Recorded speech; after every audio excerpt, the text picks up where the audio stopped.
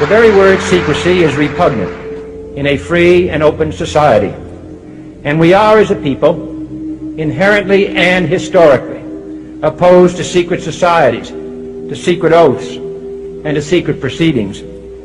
We decided long ago that the dangers of excessive and unwarranted concealment of pertinent facts far outweighed the dangers which are cited to justify it. You were both in Skull and Bones, the secret society. It's so secret we can't talk about it. What does that mean for America?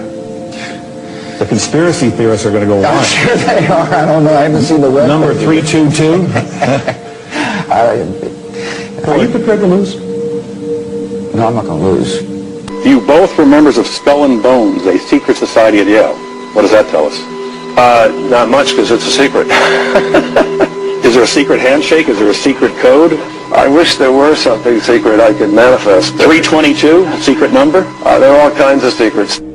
Even today, there is little value in opposing the threat of a closed society by imitating its arbitrary restrictions. Even today, there is little value in ensuring the survival of our nation if our traditions do not survive with it.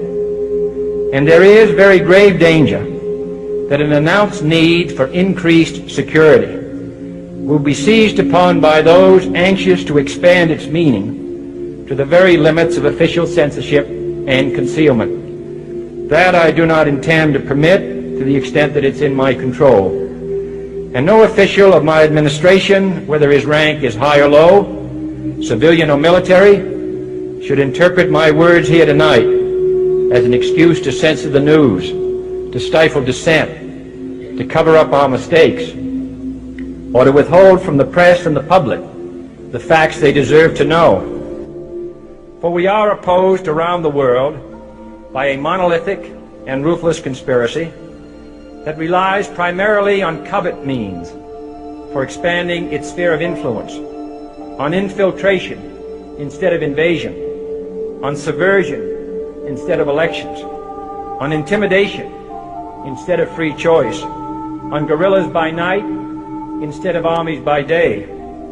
It is a system which has conscripted vast human and material resources into the building of a tightly knit, highly efficient machine that combines military, diplomatic, intelligence, economic, scientific, and political operations.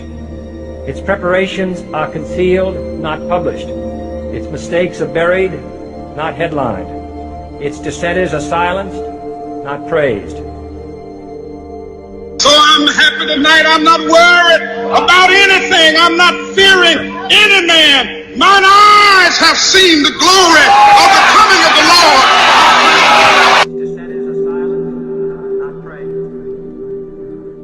They manipulate our history books. The history books are not true. It's a lie. The history books are lying. You need to know that. You must know that.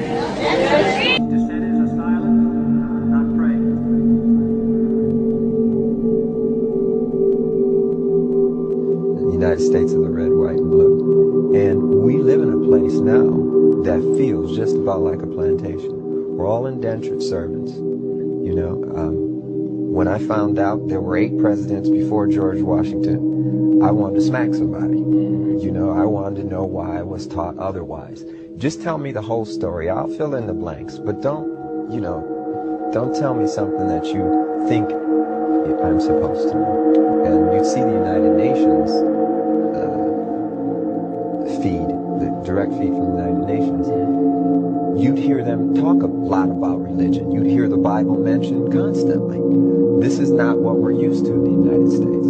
It's almost as though there's no need for God and no need for religion and justice in politics. Its dissenters are silenced, not praised. Some of us are against the Illuminati, and we are against the Illuminati at our own detriment. When people are against the Illuminati, then they get punched in the face all the time. The press hates them, and nobody likes them. It's not necessary for us to stir up that hornet's nest unless we intend to get stung 1,000,000 times. I didn't understand that. They had to sting me 1,000,000 times. I'm still not going to join, but I respect it. Well, as you can see, I've let it all go for quite some time, and a lot of that is just based upon the fact that I don't really know how to complain because all of the people that I ever looked up to had to go through it too. So I know how much they talked about Martin Luther King, and I know what they end up doing to him. I know this same story about Jesus and a few of my uncles.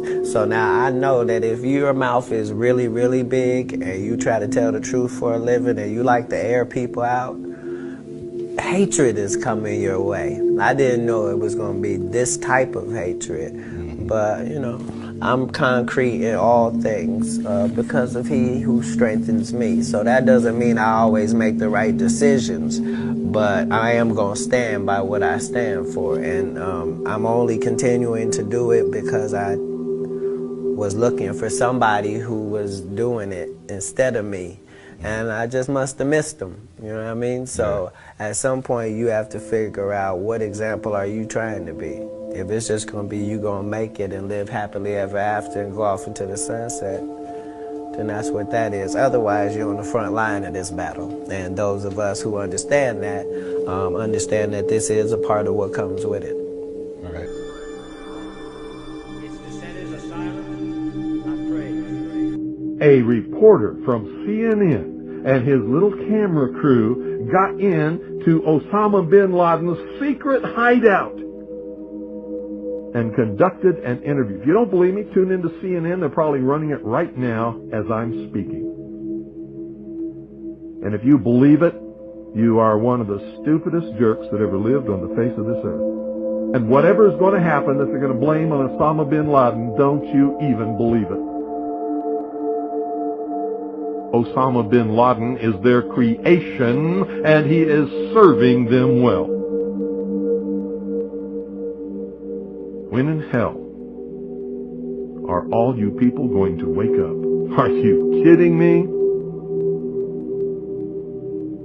I mean, is this some kind of incredible joke that people are so stupid they'll fall for this? Do you know how much money the CIA and the National Security Agency and the FBI has at its disposal each year? Do you know how many agents they have that they can devote to this? Do you realize the technology that they have to be able to eavesdrop on every single conversation in the world? No matter how it's transmitted? And pinpoint the location of every one of those transmissions? And they can't find Osama bin Laden, but some CNN reporter, he just waltzes right on in there with his camera crew. Just like he knew where they were all the time. Its dissenters are silent, not praised. No expenditure is questioned, no rumor is printed, no secret is revealed. No president should fear public scrutiny of his program. For from that scrutiny comes understanding, and from that understanding comes support or opposition, and both are necessary. I am not asking your newspapers to support an administration, but I am asking your help in the tremendous task of informing and alerting the American people. For I have complete confidence that with your help, man will be what he was born to be, free and independent.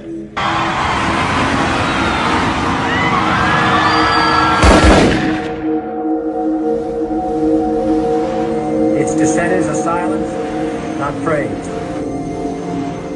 free and independent.